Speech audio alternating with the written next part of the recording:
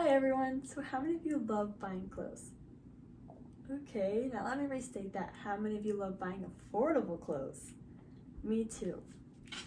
So I'd like everyone to please close your eyes and imagine this. Your favorite store is H&M and you come across it in the mall. As you're looking at all the new clothes, a woolly sweater catches your eye. You approach it with some worry, thinking it might be $30 when you only have $25. But as you pick up the tag, you breathe a breath of relief because it's only $10. However, the material is a little thin and scratchy, but you want to buy it anyways. Now open your eyes. So according to thegoodtrade.com, fast fashion brands produce about 52 micro seasons a year, or one new collection a week. Talk about the fast and fast fashion. With this in mind, clothes are always being manufactured. Clothing stores are always switching out with the old and in with the new, but some are doing it faster than others. Specifically, companies like H&M, Shein, and Rue 21. Their clothing is made with cheaper materials, so it's able to distribute out quicker. This is called fast fashion. Sounds sort of nice, right? Well, it's not. Most of these fast-produced clothes are made in textile factories that use unsafe toxic wastewater. What's in these waters, you may wonder? Well, it's substances like lead, mercury, and arsenic, which are extremely harmful to our oceans, marine life, and even us, according to pebblemag.com. Today, I'm going to discuss fast fashion with you all, and by the end of my speech, I hope you will have a better awareness of it and have learned the better ways you can shop. Continuing, I will be going over 3 major points. The first being, is Earth suffering from fast fashion, myth versus reality? How are the working conditions, and are there any long-term effects?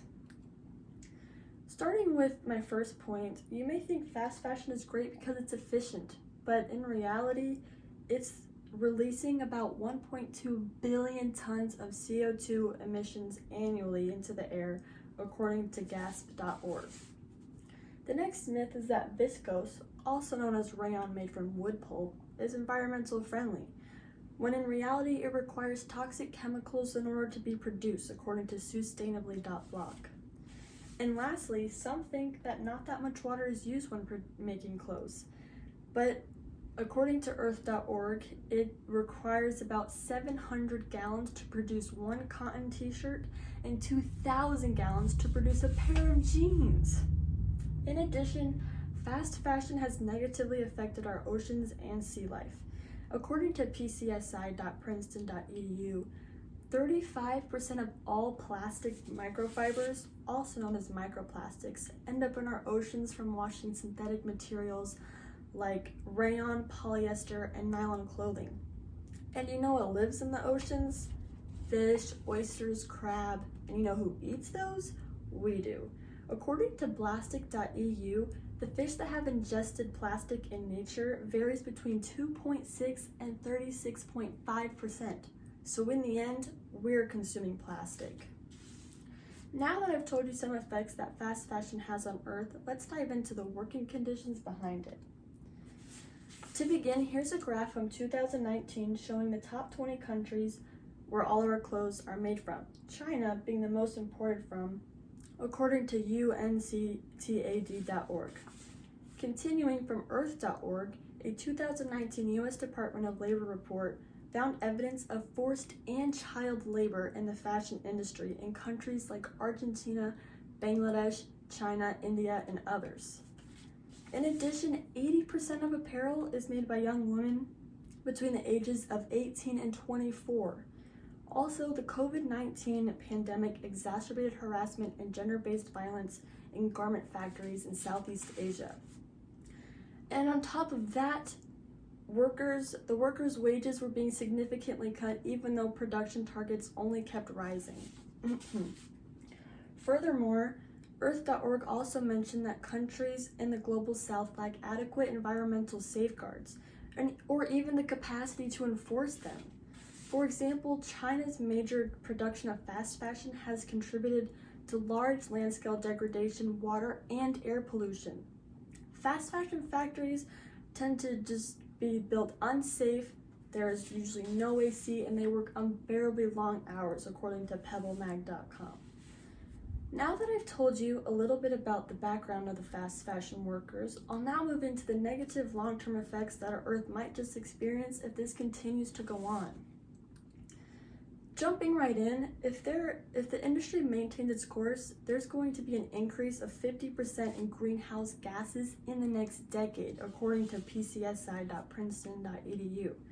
Also, the usage of harmful chemicals can lead to lethal side effects to the workers. And in addition, more items tend to end up in landfills because the lower quality clothes are worn out only after a few washes, which causes demand for more new clothes.